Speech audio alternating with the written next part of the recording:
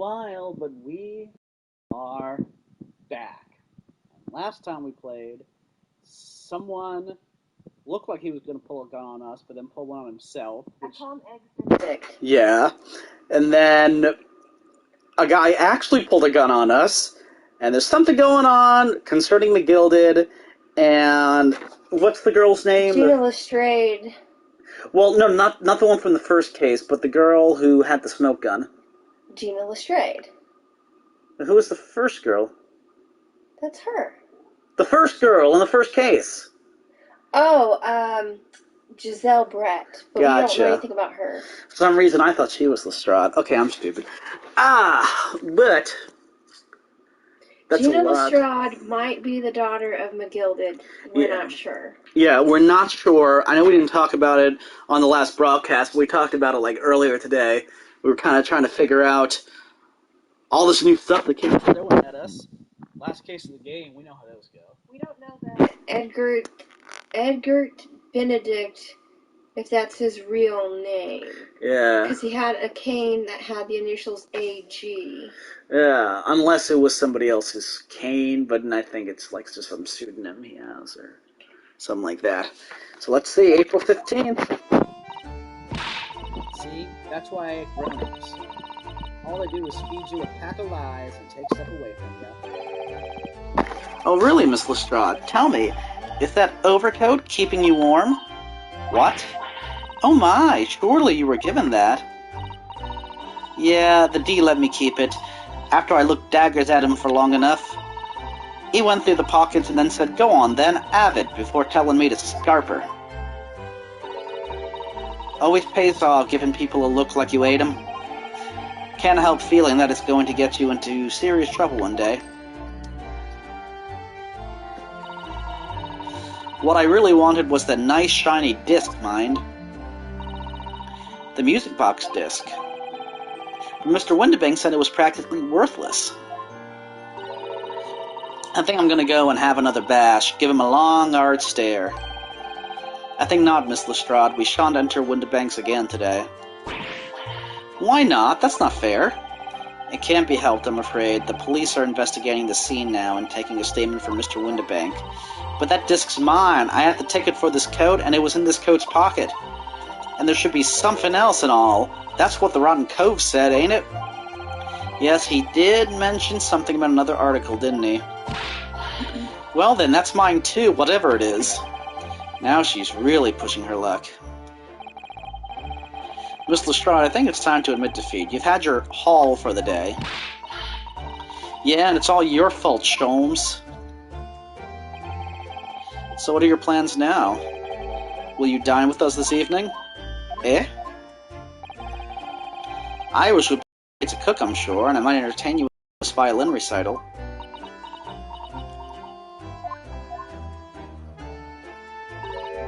No, Ta. Oh. Why would I come around your place, eh? Have you lost your head or something?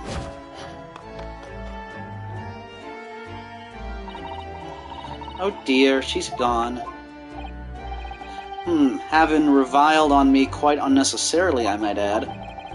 I can't help wondering if perhaps she might turn up anyway. Interesting. Once she's had a chance to calm down, I think there's a good chance she'll decide to come. Very well then. I'll inform Iris to set up a place for our potential guest at the dinner table this evening. And one more thing. I should be glad of your company later too.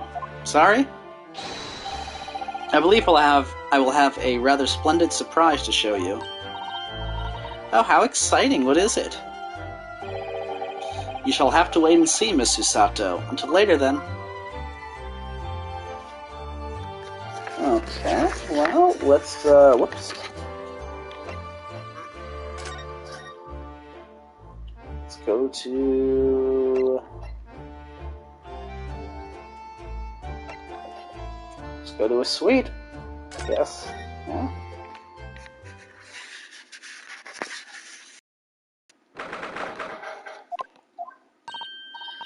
Ah, Susie and Runo, come in, come in. Good afternoon, Iris. Thank you so much for breakfast this morning. Oh, don't mention it. goodness. Look at the time already. Busy as always? I am. I'm preparing everything for dinner this evening.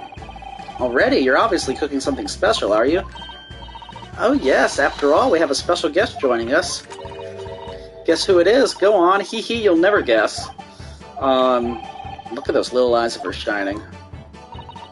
Oh dear, it is awkward when you already know the answer, isn't it? It's Ginny! Isn't that exciting? Oh, what a surprise! Yes, that's wonderful news. Wow, Iris seems overjoyed at the idea. I can't wait to learn some pickpocketing tips from a real professional. Oh yes, that does sound like fun. I'm not sure that's entirely appropriate, are you, Mr. Naruhodo? By the way, Iris, what's Mr. Sholmes up to? I like how her face just changed from one frame to the next. Hurley? Oh, he's been like that ever since he got back. Hello, Mr. Sholmes. I beg that you won't speak to me. Sorry, I don't know who you are, but kindly take your leave. As you can see, I'm not here. I don't know how to respond to that. I do apologize. When he gets like this, he's completely oblivious to everything. Yes, I see. Really, he behaves just like a child sometimes, really does. Mr. Sholmes and Iris have something of a parent and child relationship, don't they? Yes, except that Iris is clearly the parent here. Come to think of it, I wonder where her real parents are. What's the matter, Runo? You have ever such a funny look on your face. Oh no, it's nothing. I know what it is. Why does this girl live here with Mr. Sholmes, you're wondering? Am I right? How? How did you... Heh, oh Runo, I can read you like a book. This girl is dangerous. Don't worry, you can ask me anything, I won't mind. Alright, we shall. Would you like to hear about Ginny or living with Sholmes? Let's hear about Ginny first. Alright. So, by Ginny, you mean Miss Lestrade, the young woman from the McGilded case 2 months ago, right? Yes, who also stole my experimental smoke grenade launcher. Although, after that trial, I invited her back here and we had dinner together. And now we're the best of friends. Oh, hee hee, what a lovely tale. Yes, now if I bump into her on the street, she runs away as fast as she can. Oh. And I chase after her down the back alleys. Interesting idea of friendship.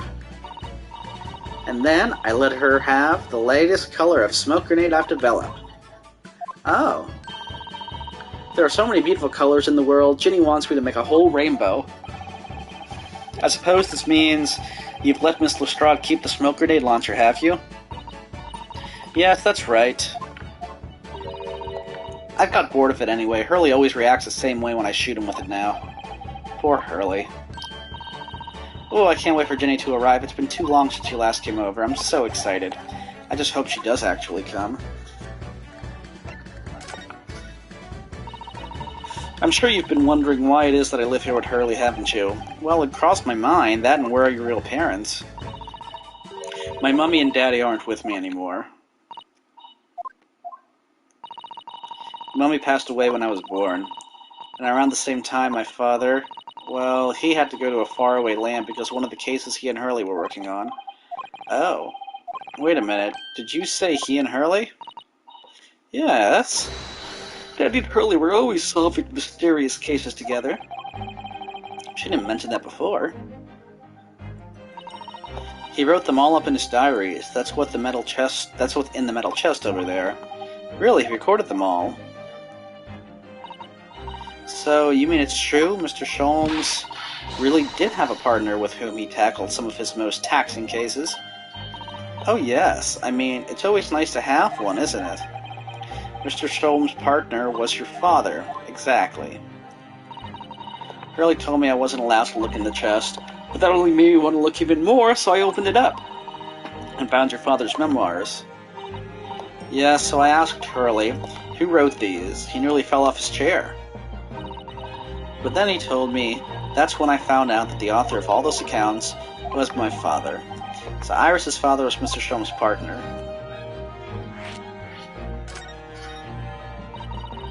I've practically lived with Hurley all my life. I was tiny when he took me in.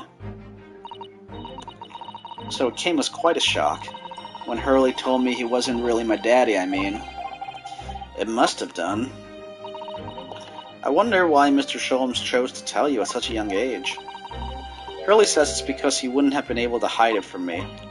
Oh? Well, having lived with Hurley all these years, you might say that his ways have rubbed off on me. There are some things I can just see. Especially lies. I almost know when people are lying before they open their mouths sometimes. Right. Anyway, I was so fascinated when I read Daddy's diaries. That's what inspired me to write The Adventures of Herlock Sholmes, actually. I'd always assumed Mr. Sholmes simply told you all those thrilling stories. Oh no, Hurley's hopeless like that.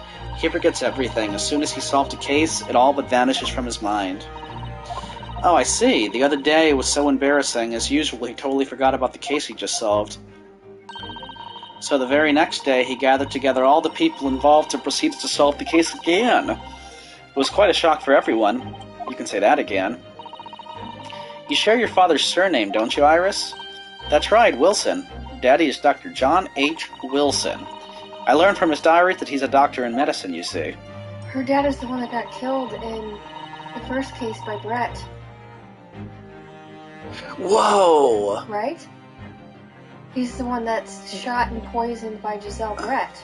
Right? That was the victim? That was the name? I think he was Wilson, wasn't he? Her daddy went to a faraway land and got... Well, that wasn't when she was a baby, though. No. But I feel like there was some kind of Wilson that was maybe in connection with the case. Before we add, like... Well, I don't want you to give a giveaway. Yeah. But, he was teaching in Japan when he was killed, right?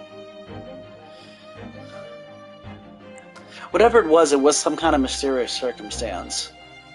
But, So she might have some kind of connection to Brett. Well, if that's really her dad was killed by Brett, but we don't know why. So she might... I mean, I've already had the feeling that somehow she would turn up somehow, but, maybe that's how, so... I wonder if she's a half-sister. Like in the first thing, where there was an Iris and a Dahlia, and what was the little girl's name? Not Maya, Pearl? Pearl. Yeah. Anyway, proceed.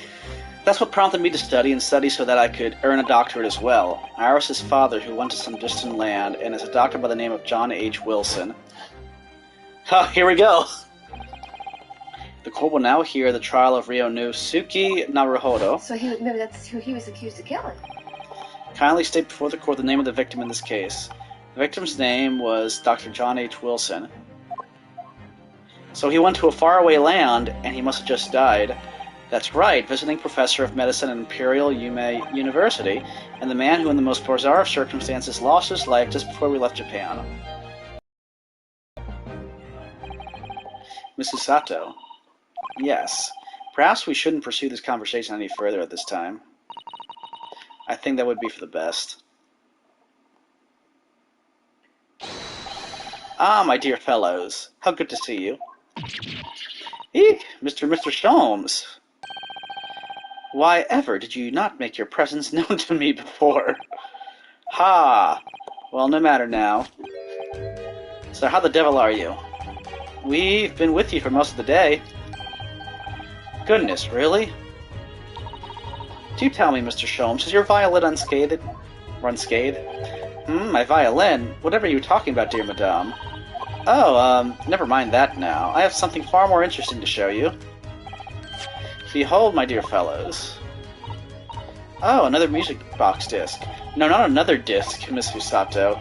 This is the one Gregson demanded we hand over as evidence, Mr. McGilded's disc. Oh my. Then, what's it doing here? Heh. You know, at times, Mr. Naruhodo, I think that though I have an undeniable turn for detection, I may very well be more adept at larceny. Oh, that would be wonderfully exciting. I'd be your pickpocketing assistant, and Runo could be our go-to lawyer if we ever got caught. Right. Plus, Susie has such beautiful handwriting, she could write all over our menacing crime notifications. Yes, I'd be delighted. I'm just going to pretend this conversation never happened, I think. She nods, like, yes, pretend it didn't happen. Alright, the music box disc or McGilded? The music box disc, because I think it's going to be a segue to McGilded. Yeah. I don't understand. How did the disc come to be in your possession? I thought Inspector Gregson took it back to Scotland Yard. Quite correct. And that sort of uncompromising attitude is precisely why I always carry some of this. That's a bar of caramel, Mr. Sholmes. Your one and only friend in times of loneliness, if I'm not mistaken. If you will humor me, my dear fellows, cast your minds back to when the good detective confiscated the disc. I'll be taking that whatever it is of McGilded's down to the yard, thank you very much. So hand it over. Oh yes, of course. The police demand something as evidence, my dear fellow. We have no choice but to capitulate. It's all yours, Inspector. For the briefest of moments I had the disc in my hand, did I not? Yes, you did, but I still don't understand. It was at precisely that moment that I summoned my one and only friend into action. I pressed the disc into a pair of bars, like this. That's amazing. The disc and all the minuscule protrusions have made an image in the caramel. Indeed, that caramel is quite exceptional. I developed it myself, you know. Suitably soft for making impressions, but resistant to melting. The result of a precisely controlled solution. How extraordinary. It's actually pretty slick of him. Carrying a pair of these on one's person frequently proves very useful indeed. Take a house key, for example. A simple press and its unique form is duplicated. I can enter anyone's property at will, and never without high sucrose nourishment. Yes, it sounds legal. From the image, I was able to create this. I confess I was most curious to know what manner of music would issue from the disc when played. Do tell us then, Mr. Sholmes, what music does the disc play? Well, unfortunately, I have no idea. No idea? None whatsoever. Are you familiar with the workings of a music box, my dear fellows? No, I'm afraid not. Goodness, you don't know, Runo.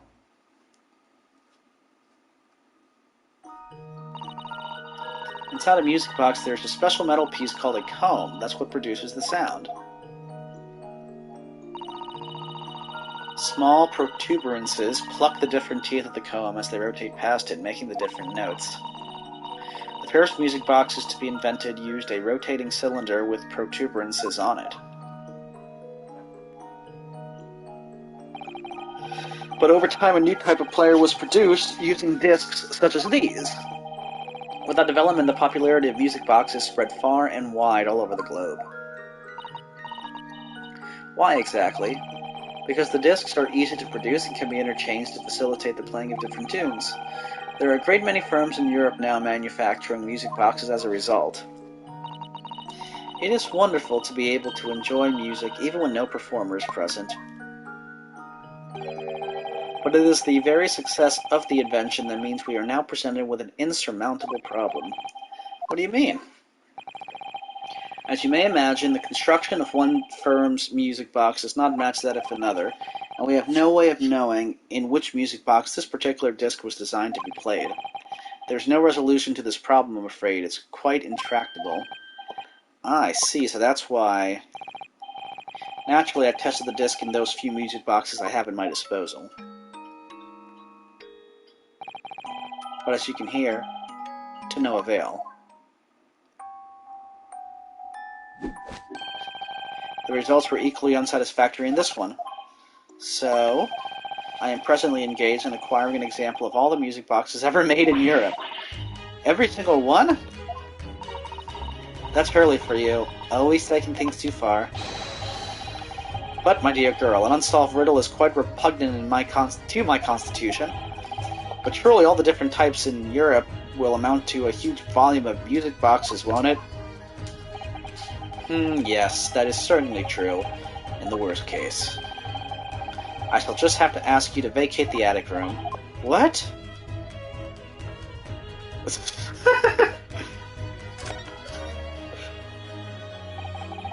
Magnus McGilded. Not a name I expected to hear so soon. Yes, it's only been 2 months since that grisly case.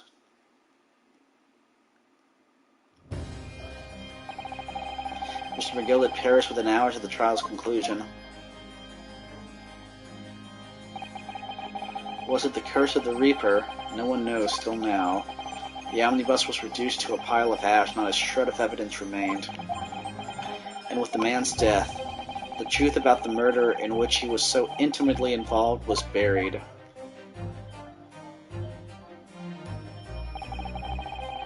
Even though we successfully established Mr. McGilded's innocence in the trial, the newspapers are still claiming that it remains an unsolved case.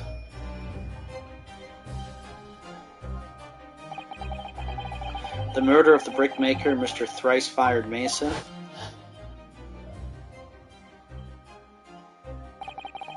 In the end, the truth of the matter remains a mystery. We still have no night. And although Mr. McGilded was found not guilty through my defense, I still don't know if that was the right judgment or not.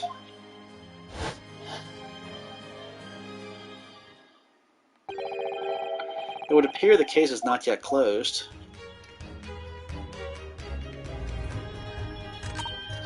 Well, it's time I start getting things ready for dinner, I think. Ginny will be here before long. Thank you, Iris. Oh, well, you must let me help you then. Of course, Susie, there's plenty to do.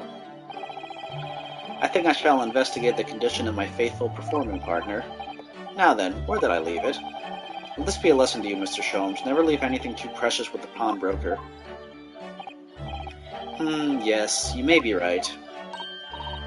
Oh, that reminds me of something Mr. Windibank said before. He said that he had a manuscript of Iris's in pawn, didn't he? Did he? Yes, he definitely mentioned it. Mr. Sholmes' latest tale of otherworldly mysteries lies dormant in my storeroom where his words, I believe. So you heard about that, did you? I expect you were as incensed as I was. Oh yes, the idea of such a wonderful story languishing in Mr. Windibank's storeroom gathering dust. My dear Madame, it's quite sure I've told you already. The pawnbroker's storeroom is the safest place for it, more secure than a bank's vault.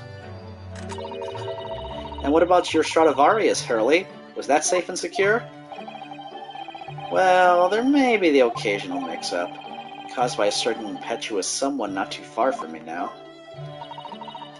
Do you have any idea how long it took me to write that Baskerville story, Hurley? Oh, it sounds so exciting, The Hound of the Baskervilles. I should love to read it. I've already told you that's an actual Sherlock Holmes story, right?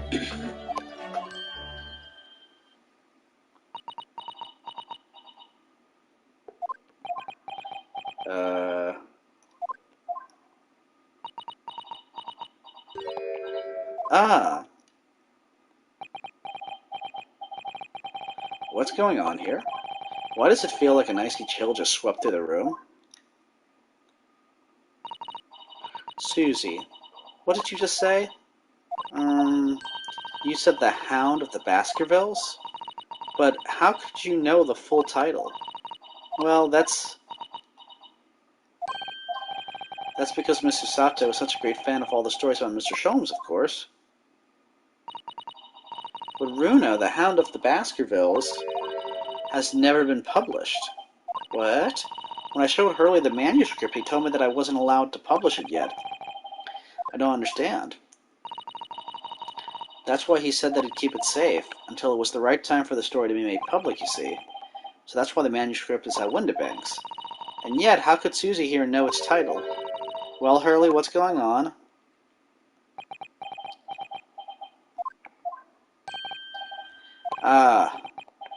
What is it, Mr. Sholmes? It would appear our guest has arrived.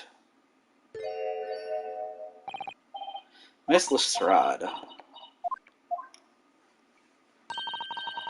This was a bad idea. I knew I weren't welcome. I'm going. No, wait, Miss Lestrade. We've all been eagerly awaiting your arrival. Haven't we, Iris?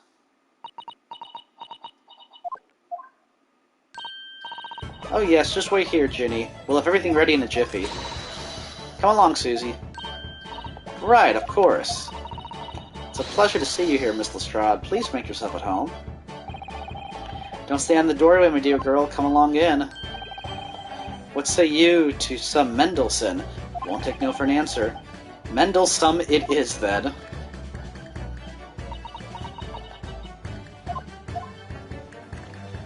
Aww.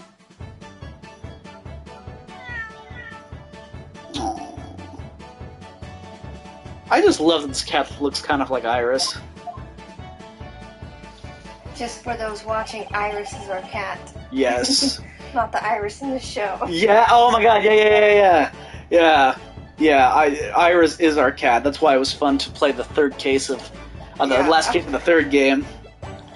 That evening, Iris prepared us all a meal that was even more delicious than usual. Mr. Sholm's violin performance was in no way meddlesome, and Gina, as we came to call her, taught us all how to steal things from one another without being noticed.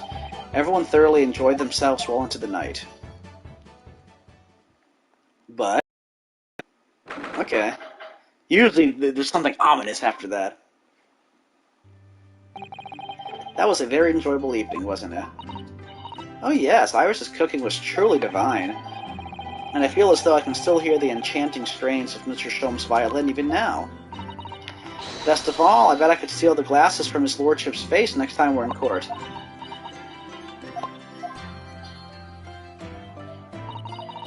Naruhodo-san, could I consult with you about something, I wonder?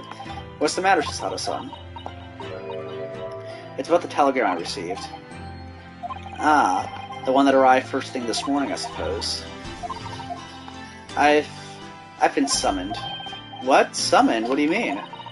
The telegram was from the Lord Chief Justice's office. Lord Strongheart has asked to see me. The Lord Chief Justice? When? Tomorrow morning. What? Then we have to start preparing at once. Oh no, that won't be necessary, Naruhodo-san. I've been summoned alone. Alone? What on earth for? I have no idea. I suppose I shall find out tomorrow.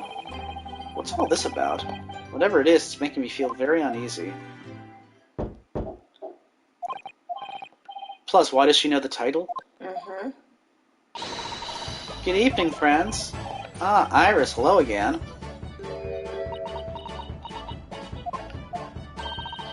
And Gina, too. I'm sorry, I'm just looking at their faces, and it's just cracking me up. Yes, Ginny's going to stay with us tonight. She's going to sleep in with me. Isn't that right, Ginny? Well, yeah. How lovely. Let me make a pot of tea.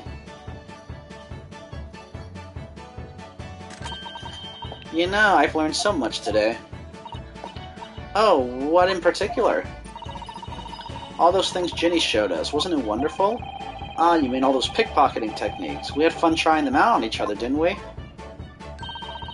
I think I've awakened a natural talent. I could earn a living from it. You might be getting ahead of yourself a little there. So what brings you up to our humble quarters at this late hour? Well, you see, I came to return this. Wait, what? That's mine, wait. But I have it. Oh my, however did you... I told you, didn't I? I have a natural talent for it. Oh yes, I'd forgotten. Iris literally is a child genius. So anyway, here, you can have it back. Not that I really understand why you wear it, though. Ah, thank you. Alright then, good night. Yes, good night.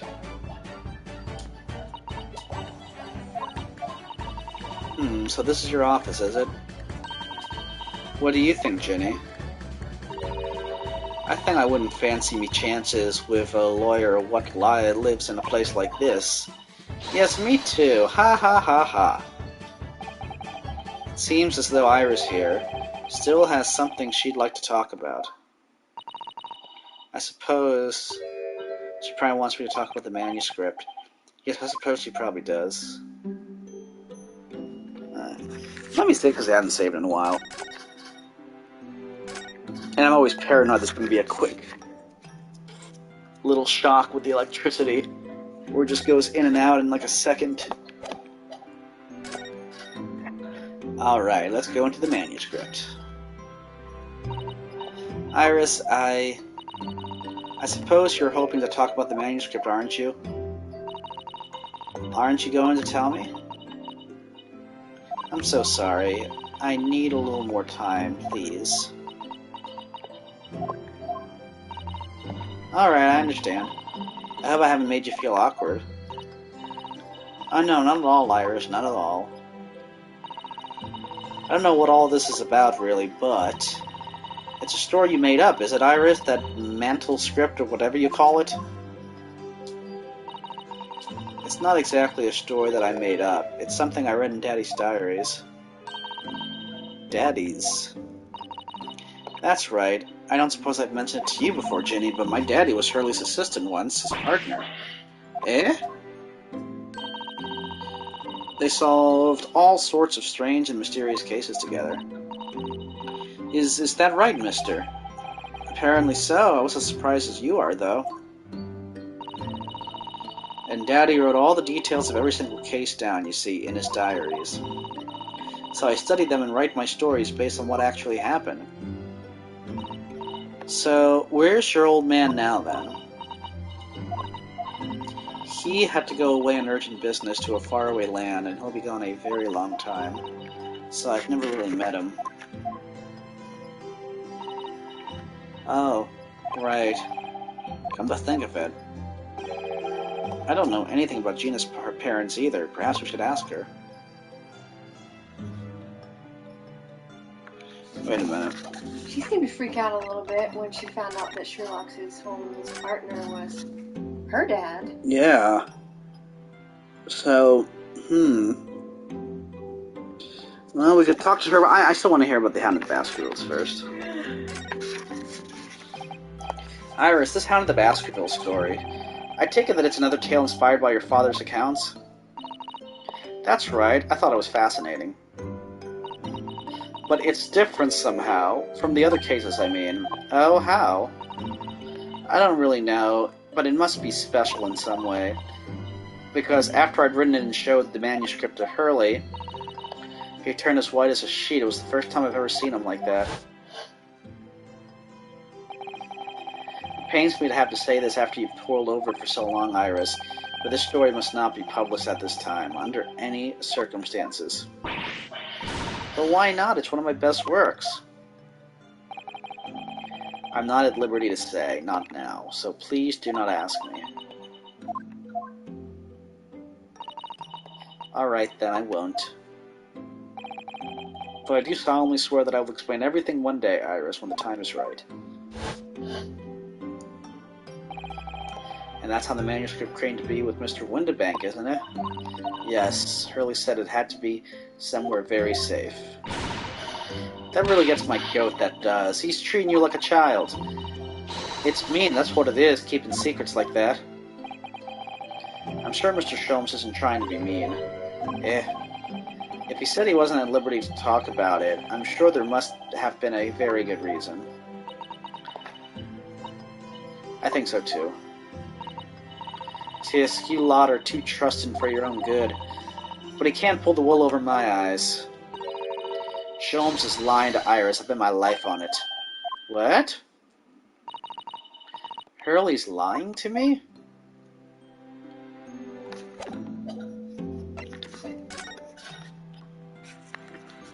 Okay.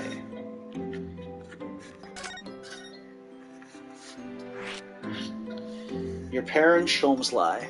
So true about your parents. I've realized that I don't know anything about your parents, Gina.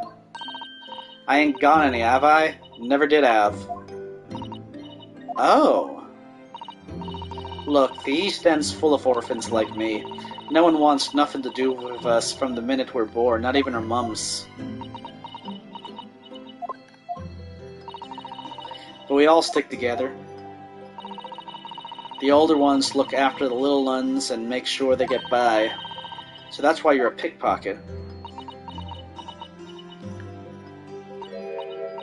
Nah, diving's my life. I love it. I get a kick out of it every time I lift some pompous idiot's purse. And that's how we all afford to eat. I'm like Robin Hood, ain't I? That's how I see it. Oh, Gina. I do think about it sometimes. What it'd be like to have parents, I mean. I always thought it'd make everything right.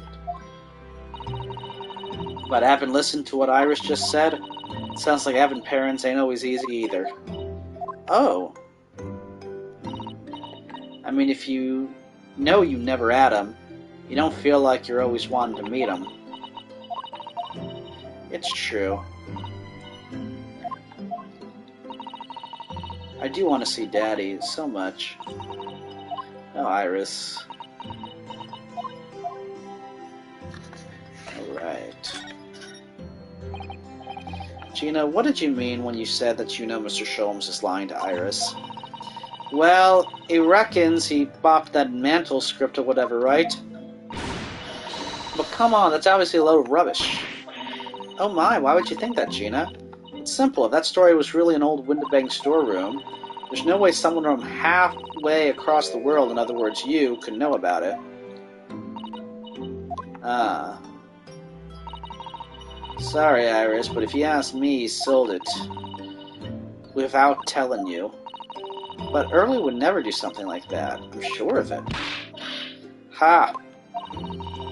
Grown-ups do a lot worse than that, believe me. Barefaced liars, a lot of them. You just ain't realized it yet.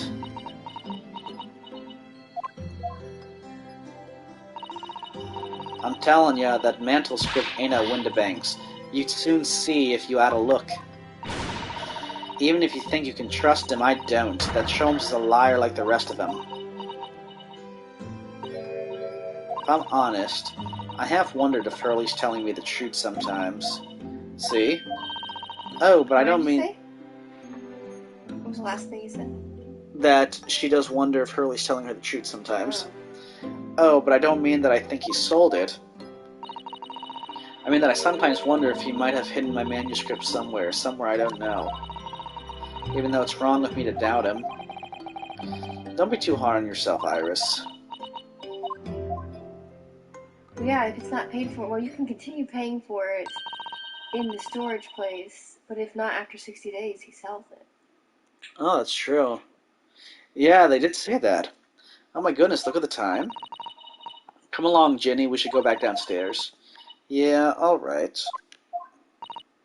And please, don't mention any of this to Hurley, will you? No, of course not. Good night then, Iris. Good night, Gina. You must let me make breakfast for you tomorrow morning, I insist. Oh, yes, please. I can't wait, Susie. Good night, then. Iris, it sure is easy to forget, isn't it? Sometimes she speaks just like an adult, but deep down she's still just a child. Well, I think it's time that I turned in for the night too, Naruhodo-san.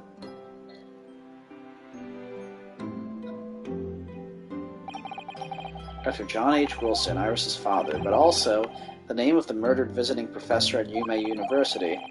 It can't be a mere coincidence. There's something deeper going on.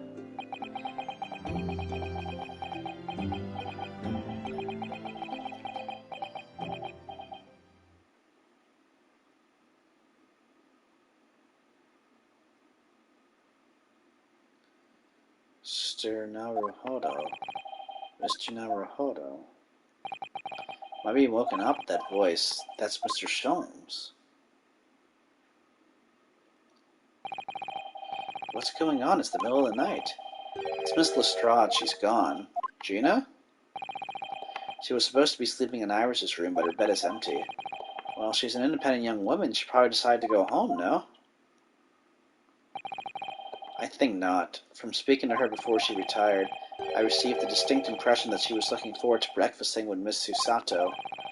No, I don't believe the girl has gone home, but I've been waiting for over an hour now.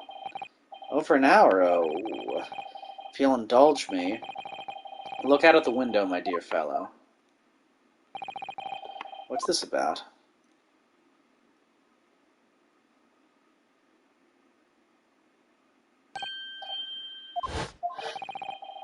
Wait a minute, why is there a light on at this time of night? That's Mr. Windibank's pawnbrokery. Mr. Windibank's? Oh no.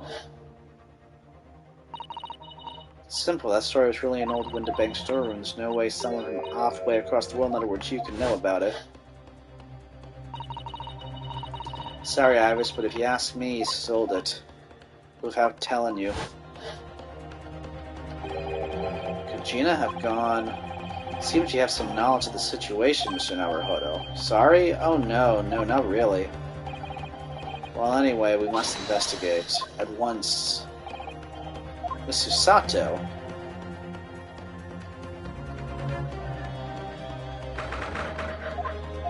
What time is it? 1:14. Door's open, and the lamp is burning. It must be Gina, mustn't it? Let us hope it's nothing more sinister. What? Come, there's not a moment to lose. Clearly something is afoot inside.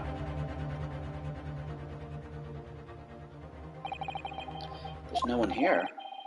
Oh yes, there is. Whoa! She did a takedown? Mr. Sholmes, Mr. Sholmes. No, I think that was a gunshot. What the has Sholmes been shot? Leave me, Mr. Naruhodo. But after them, go. I didn't get a good look at the two silhouettes, but One was really short and one was a little bit tall. yeah, it had a hat on, I think. Hello, what have we here? The alarm was just raised from this pawnbroker, sir. Would you know something about that? Officer, come with me. It's my friend, Mr. Sholmes, who's been shot. Shot?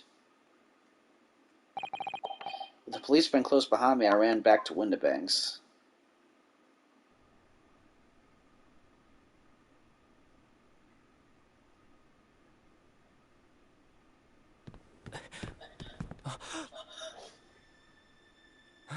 Mr. Sholmes! Mr. Naruhodo. How bad is it? Never mind me, but there's much at stake. Behind that door. In the storeroom. Hurry!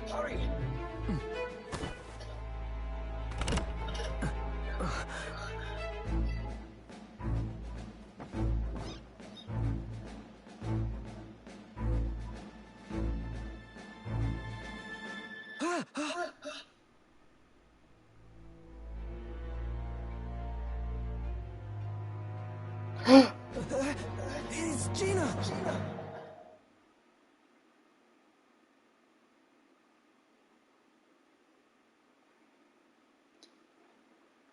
Does this case seem way more dramatic to you? Like, the stakes have all just gone up. There's so many crazy people. The Ed Benedict dude, whoever those two were. Yeah, but we don't know who Ed Benedict is, or who he is, where he is. And then, what, did Lestrade and the pawnbroker confront Sholmes? Like, you know what I'm saying? Confront Sholmes, but didn't we go in with him? We went in with Sholmes, but, like, we don't know if those two shadows were Lestrade and the pawnbroker. We also don't know if the pawnbroker offed himself, because he was always upset about stuff getting out and was going to kill himself. What, you mean you think Mr. Sholmes could have done something while we were gone? No. Never mind. Well, you said they confronted him. Because, like, he hears somebody breaking in, but it's Lestrade.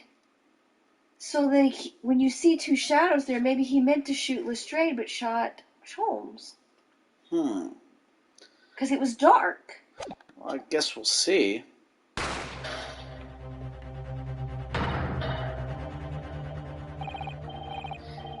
I'll be alright, Mr. Naruhodo. After them, go. Behind that door in the storeroom, hurry.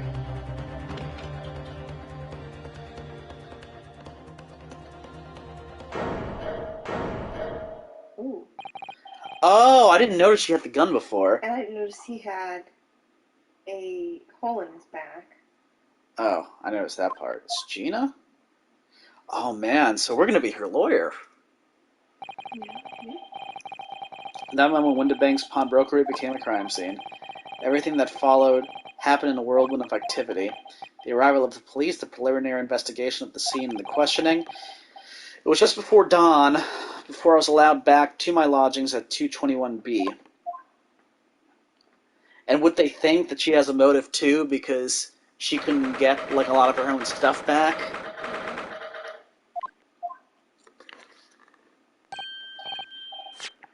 And this is 6:21 a.m. Man, we didn't get much sleep at all, did we?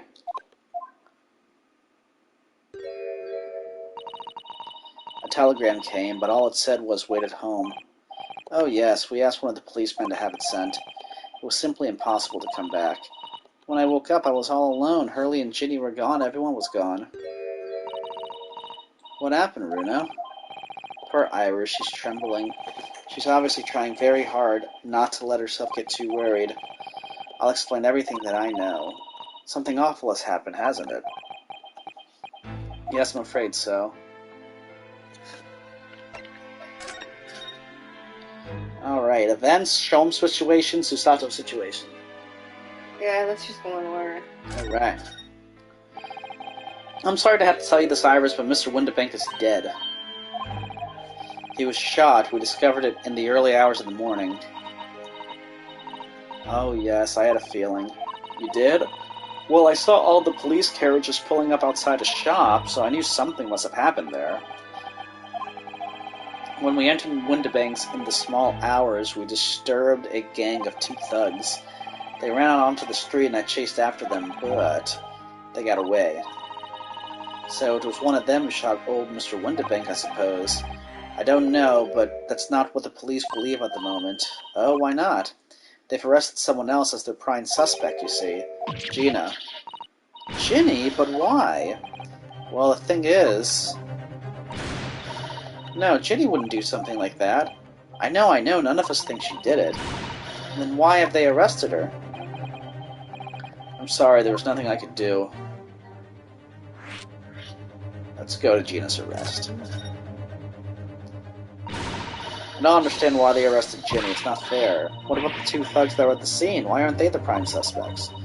After all, they shot Hurley dead, didn't they? No, I mean, Mr. Sholmes isn't dead, Iris. This is all so horrible. The thing is, Mr. Windibank was found on the floor in the storeroom where he keeps all the deposited articles, and the storeroom door was locked from the inside. I see. But he wasn't alone in there. Gina was found next to him on the floor as well. Oh no! And according to the detectives who investigated afterwards... Don't tell me there was no one else in the room? Yes, exactly. How did you know? It's the only explanation. Yes, the only explanation indeed. What do you mean by that, Runo? Well, what can I say? I'm damned if I agree, damned if I don't.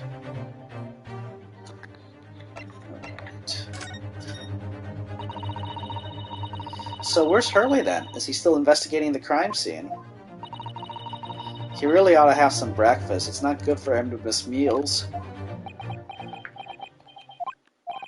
I don't want you to worry, Iris, but I have some news about Mr. Sholmes. He was taken to the hospital this morning. What? Well, when we entered Windibank's, a gun was fired and he took a bullet. Hurley was shot? No. It's all right. His life isn't in danger. Really? Are you sure? Where is he? Which hospital? He's at St. Sinners. They're tending to him there. I must see him at once. I'm sorry, Iris, but you can't. Why not? That's not fair. I'm a family member. I should be allowed. No, I mean nobody can see him at the moment. He's not allowed any visitors. They're preparing to operate, you see. To operate? Oh, poor Hurley. Right. Let's go to Susato real fast. Where's Susie, Runo? She's still at the police station. Oh, why? I expect she's still being questioned. The police said they wouldn't be finished for a while. Why aren't you there then? Well, I didn't get a good look at the criminals anyway, so they weren't questioning me for long. And Mr. Sato stayed behind at the scene to tend to Mr. Sholmes, so they didn't get started until later with her. I see. Besides, one of us had to come back to be with Iris. I'm glad Inspector Gregson agreed to me leaving early. You should have let me know, and I would have come to the station.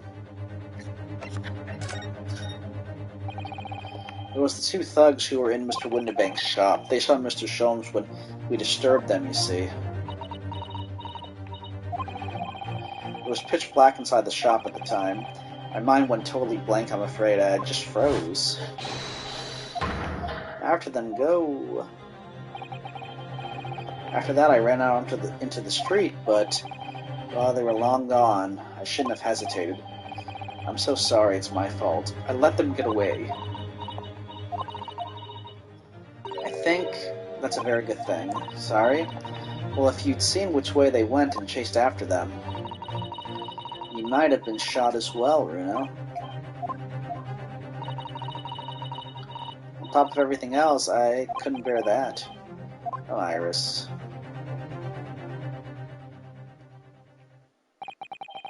I'm afraid I'll need to go out again now, Iris. There's not much I can do at the moment, but I can at least try to find out how Mr. Sholmes and Gina are getting on. I want to go too. Take me with you, Runo. I can't stand just sitting around here waiting. I'm not sure how I feel about taking a 10-year-old child to a scene of a murder, but I don't want to leave her all alone here either. Alright then, Iris. Perhaps you can help me. Oh yes, I'd love to. Gina's at the prison. Mr. Sholmes is probably in his hospital bed. And don't forget, we have to visit the crime scene. We need to conduct a thorough investigation. Ah, I can see you're ready for action. I imagine Iris would appreciate going to the hospital sooner rather than later. Okay. So there's prison, Sholmes Suite, the pawnbrokery, the hospital. I want to go to the crime scene. What do you think we should do? Well, just suggested the hospital first, Right. didn't it? It did.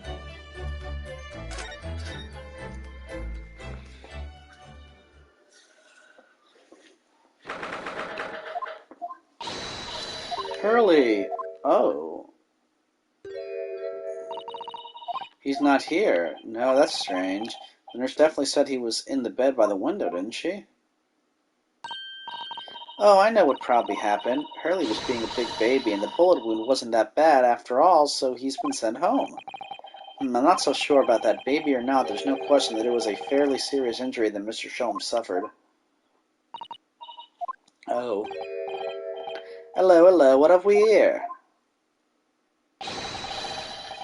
This ward is off limits, no visiting. So what are you doing in here, eh? Well, I'll have you know, we're Hurley's next of kin. Oh, well, begging your pardon then, ma'am, sir. A little lady and a curious Eastern gentleman. The great mystery solver has a mysterious family, eh? If that's how you see us, I'm sure. Where is he, Constable? Where's Hurley? I believe he is currently in the operating theater, ma'am, undergoing an extensive operation. Extensive? It has been several hours since he went in. Oh dear, is he going to be alright? Well, it doesn't appear to be working, you see. The anesthetic, that is. Oh! I have heard a report that a gentleman claims he may have had a little too much to drink last night. Coffee, that is. Ha! Anyway, I think it would be fair to assume that he won't be back here for several hours yet. I see. Thank you, Constable. Perhaps we should leave and come back later. Oh, poor Hurley. Okay, well, let's go to the crime scene.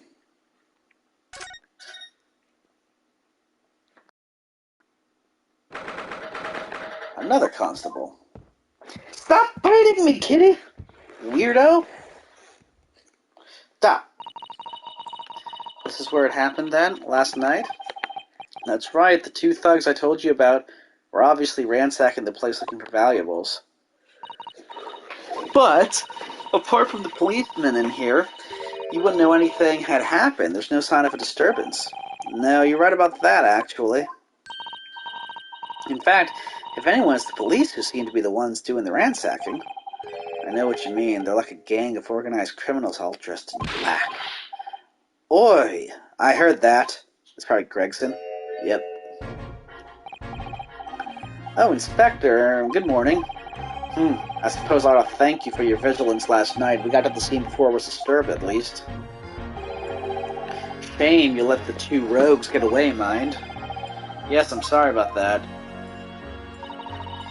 I thought you'd assigned extra men to the beat around here, Gregsy. Now look what happened. Hurley's been injured because there weren't enough police on duty. Ah, your ladyship. No one told me you were coming.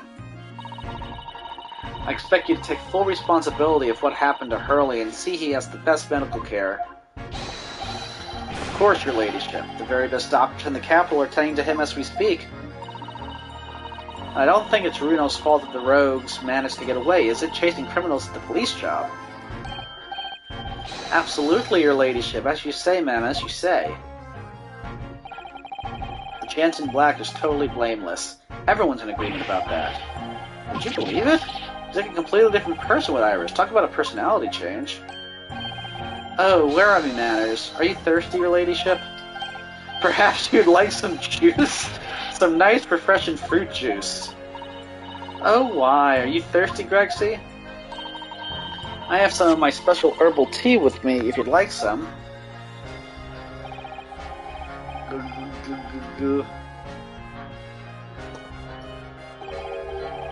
Ah, lovely. Ta, very much. That really hit the spot, your ladyship. I don't even recognize him like this.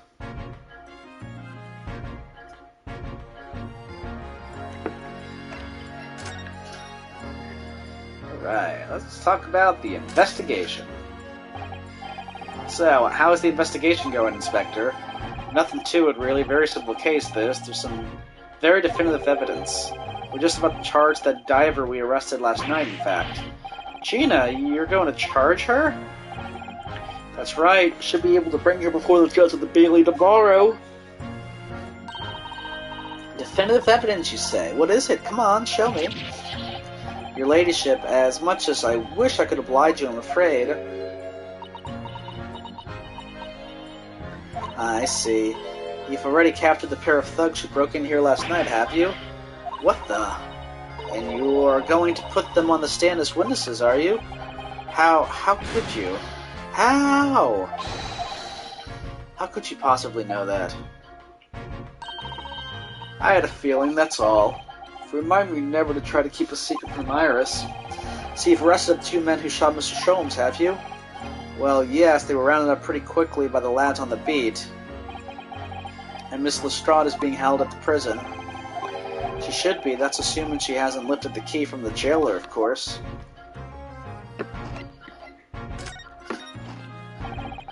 Can you tell us anything about Mr. Sholmes? What's his condition? Sorry, I'm not at liberty to divulge that information. Scotland Yard matters are strictly confidential.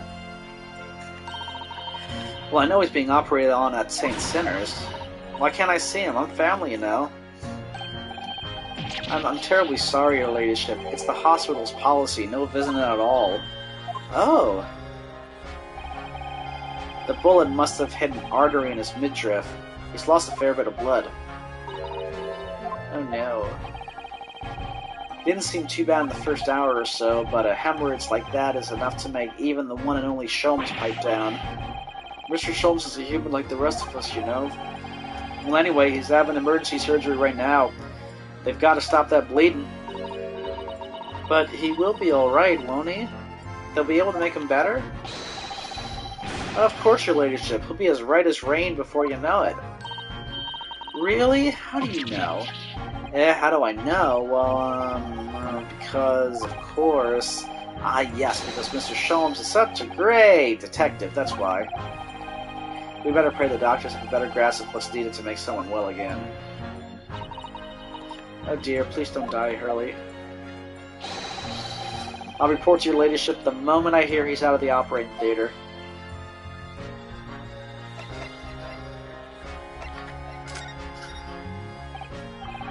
I couldn't help noticing, Inspector.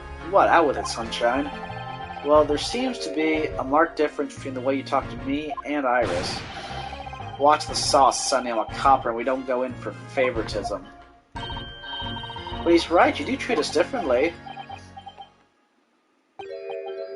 It's because of those adventures of Herlock Sholmes stories, that's why. Oh.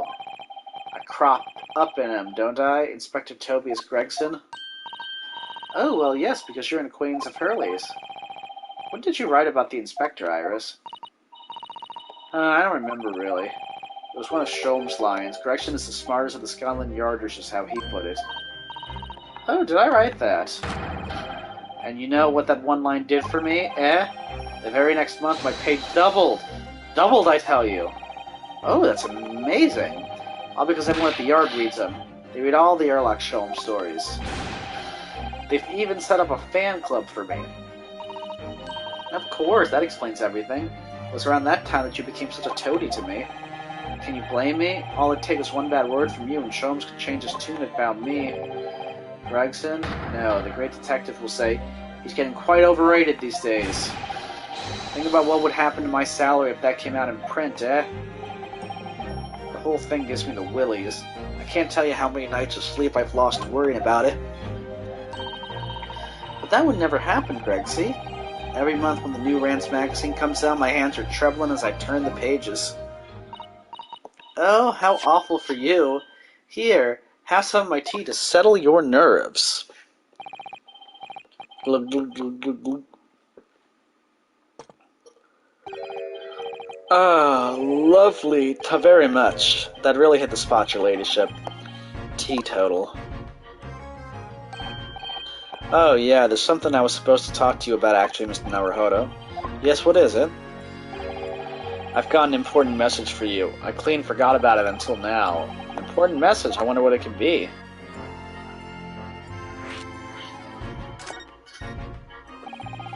Are you going to tell me what this important message is then, Inspector?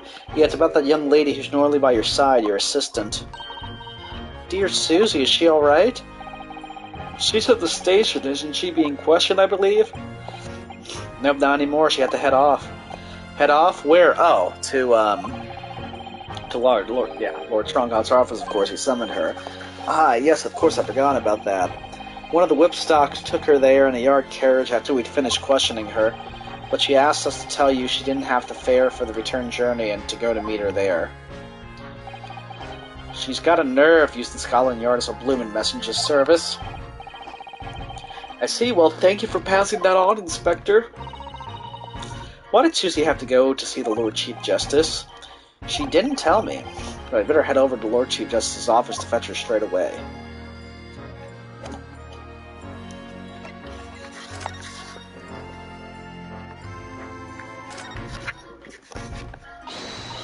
Alright, then let's see what we can uncover. Oi, what do you think you're doing, Sunshine? You can't touch anything in here. Oh, but we were hoping to investigate. This is a crime scene, for Pete's sake. No touching. What's the problem, Greg C. Rudolph's Alora, you know that. No, I'm ever so sorry, Larry. I'm ever so sorry. The rules and regulations are a thorn in my side. Of course, if Mr. Naruhodo was to have been properly appointed by the accused, that'd be another matter. The accused? If you could show me some representation papers, I'd be only too happy to let you nose around. Did you hear that, Bruno?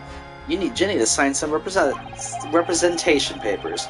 Looks like presenting the detective here with the correct paperwork is the only way. Okay, well, we're gonna have to come back later. You want to look at the music box over there? Oh, you can't. Yeah. Okay.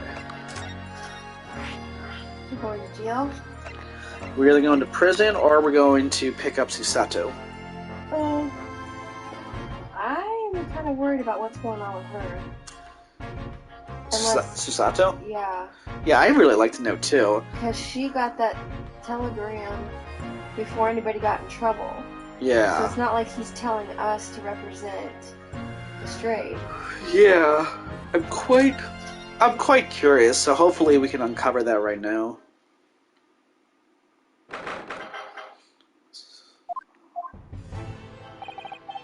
Yes, no matter how many times I come here, I always get the same sense of oppressiveness somehow. Do you think the place is oppressive? I think it's normal. How so? I mean, look at that suit of armor over there. You can't take that seriously, can you? Maybe it thinks the same about you. So everything is clear with regard to tomorrow's arrangements, I trust? Yes, thank you very much. There they are, Susato's and Lord Strongheart. I wonder what they're talking about. They both look very serious. Very good, there's nothing further to discuss. You may return to your lodgings. No doubt you have much to do in preparation for your return to your homeland. Wait, what did he just say? Your return to your homeland? Susato-san.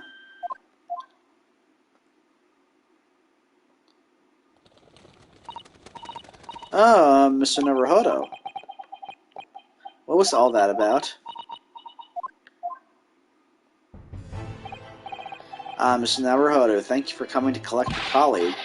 What's this all about? Why were you talking about Miss Susato's return to her homeland?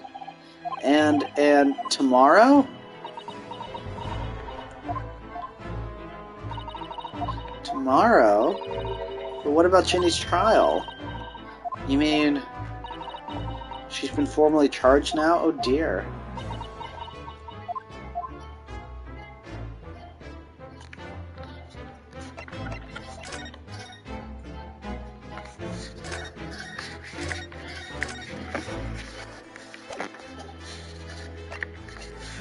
Okay. Well, let's see what the heck's going on. Miss Susato, what's all this about? Oh, please don't concern yourself, Mr. Naruhodo.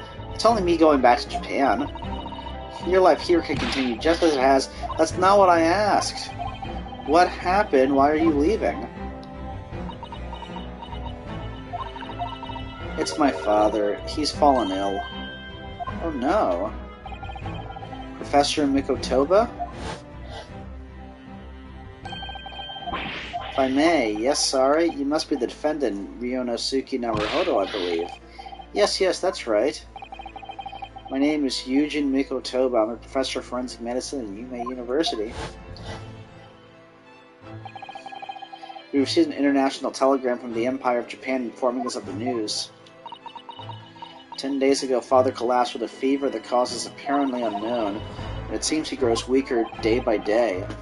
I don't believe it. As you are aware, the voyage from here to your country's capital, Tokyo, takes some 50 days. I thought it would be prudent to hasten Miss Susato's departure as much as possible. Yes, absolutely.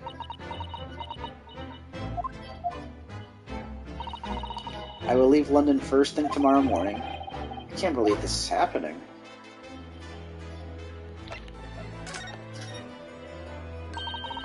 So Gina has been charged. She'll have to appear in court? Yes, she was formally charged a few hours ago, and the date of the trial has already been set for tomorrow. No, not even 24 hours later? Gina. The Lestrade girl in the murder at the Baker Street pawnbroker, yes. An all too conspicuous case. The pickpocket was clearly disturbed mid-robbery or shot the man in the panic. No, the artist overstruts as it is without wasting time on these open and shut cases. It's not wasting time. Ginny would never do something like that. Mr. Naruhodo. Yes, Lord Strongheart. In deference of your fine services to date, I shall overlook this young girl's insolence. But I have no recollection of admitting a child into my office. Leave now. Of course, Lord Strongheart. Criminals will tell the most palpable lies in order to evade justice. The police can ill afford the time it takes to unravel all their untruths. Meanwhile, more crimes are perpetrated. We have far more serious matters which wit to contend. Serious matters? Didn't Gregson mention something like that yesterday? Yes, Inspector Gregson made a similar remark yesterday. It's no concern of yours, though I'm sure I need not remind you of that.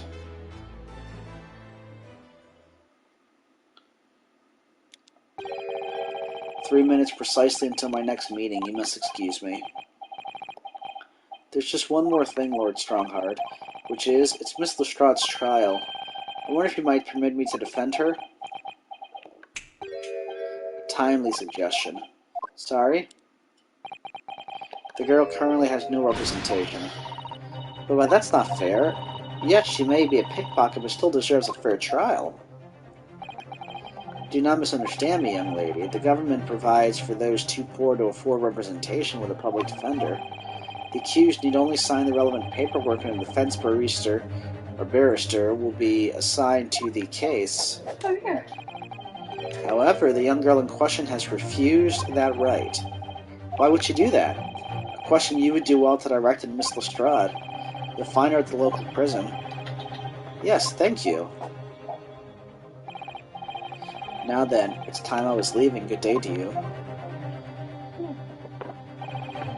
What a day. Gina charged with murder, Susato-san about to leave.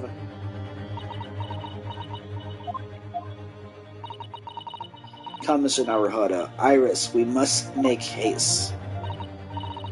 But Susie, you're leaving for Japan tomorrow morning, aren't you? Don't you have packing and things to do? As Mr. Naruhodo's judicial assistant, my personal circumstances are of no consequence. My sole purpose remains to help you in whatever way I can. Thank you, Mrs. Sato. It's a very pensive look. If I'm honest, this has completely thrown me off. I'll just have to do what I can as a lawyer. Alright, let's go to the prison.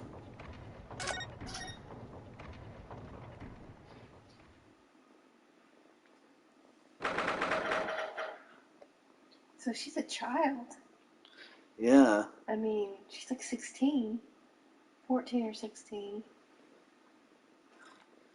What if she starts doing some weird convulsions? She's like, I didn't personally pickpocket, pawnbrokery, person. Oh. Oh, she's still out her purse, is she? Hello, Gina. They allowed her that too.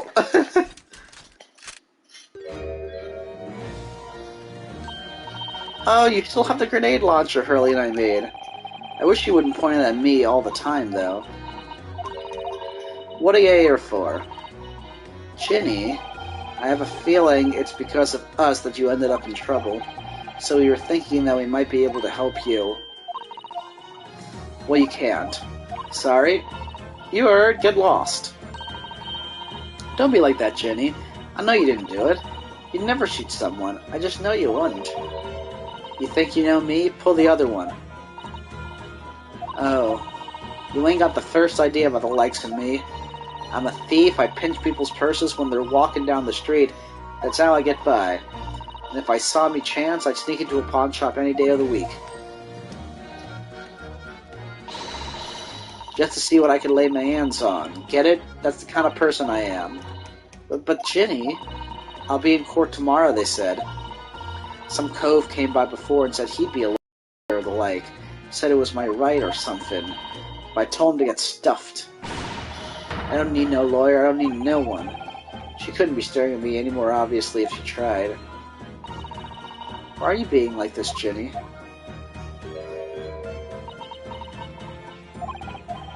Ouch. That is one stern look Susato-san is giving Jenna.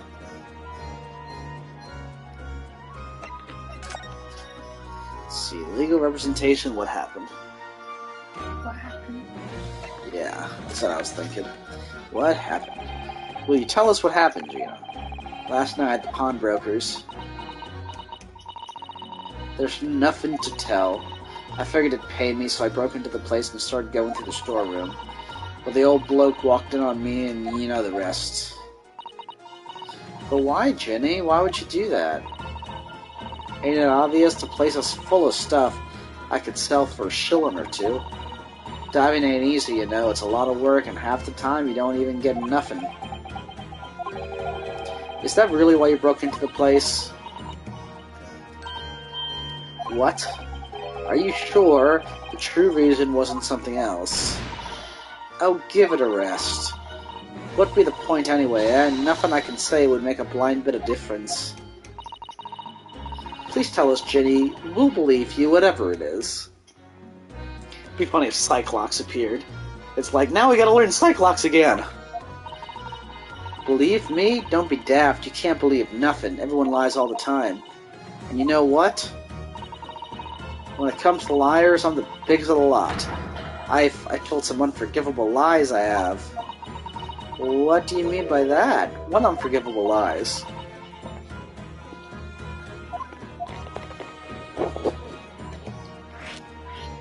Yeah, let's see. What did you mean before, Gina, when you said you were the biggest liar of the lot? Why don't you tell us what these unforgivable lies you told are? Maybe we can help. Sorry, we're out of time. They're gonna want to question me now. Ginny, please. Oh yeah, I wanted to give you this, something to remember me by. Aww. Photographic print of a really adorable cat. What is in that? I don't know. I guess we'll have to wait till we get it. I found it in one of the pockets of this coat. Ain't no point in me having it. I wonder what a little photograph like this was doing in a pocket of that overcoat. Anyway, don't bother coming again. Bye. Oh, Ginny.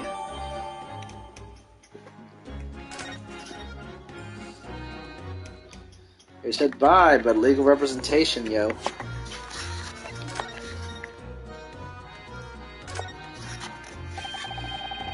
Look on the back of this print here. There's something written on it. February 13th, 9 p.m. Article deposited 1 small box. Loan amount paid 10 shillings. Redemption deadline April 13th.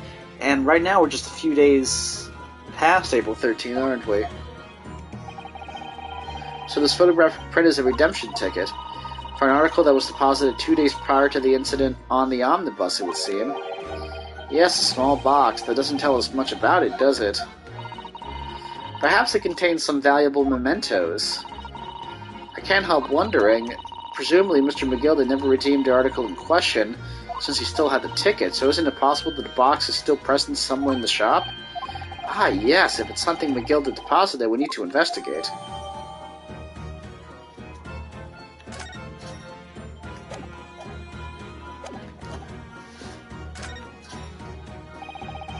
Don't understand, Gina. Why did you send the public defender away?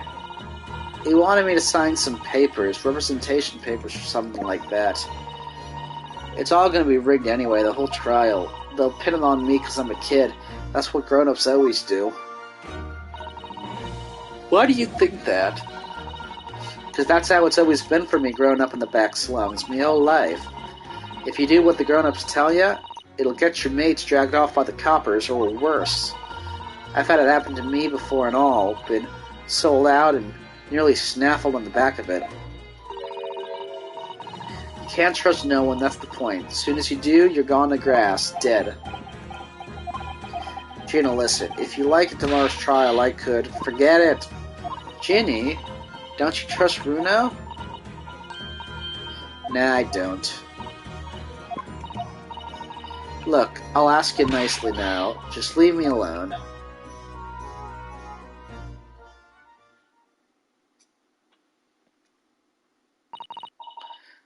Gina, I wonder if you might hear me out. There's something I'd like to say. What? I'm sorry to say that I must reluctantly bid you farewell. Farewell? Tomorrow I must begin my journey back home to Japan. I fear we may never meet again. Oh, right. I've had the pleasure of meeting so many lovely people here in London.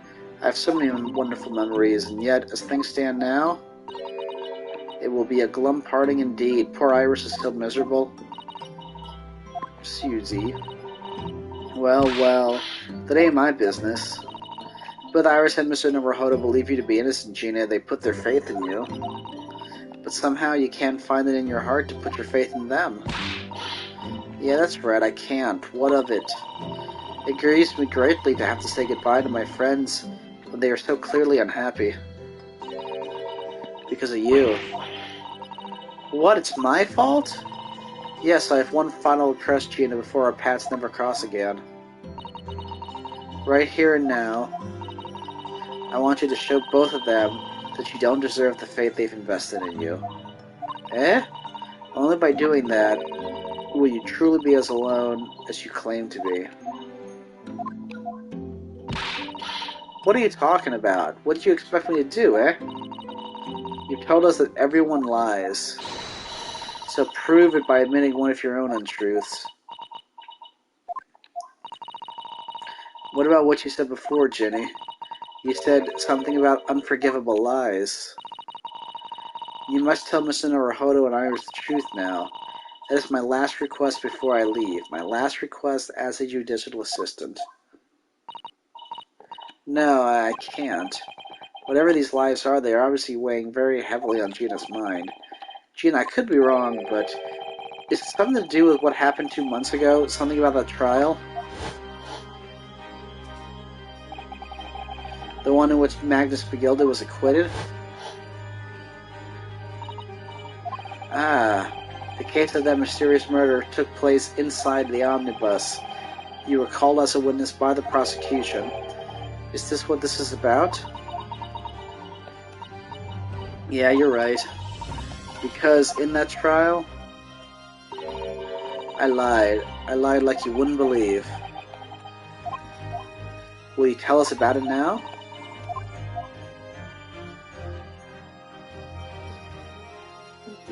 Yeah, I'm getting a little tired myself, but we're gonna hear what she lied about in the trial, I'm sure.